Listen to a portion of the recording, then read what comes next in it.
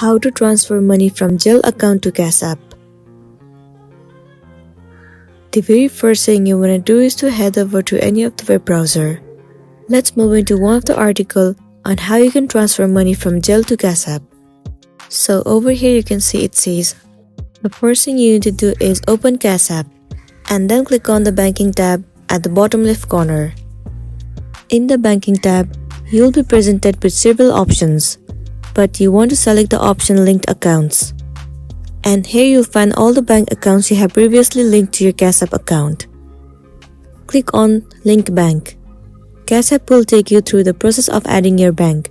You'll need to follow the prompts in the screen and have the following information.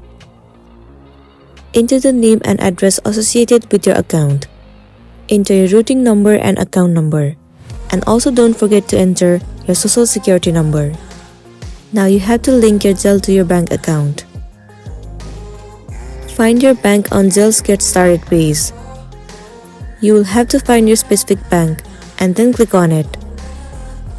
Click on Continue to your bank.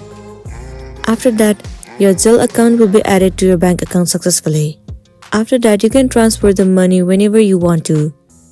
So that's it, and this is simply how you can transfer money from Zelle to bank account.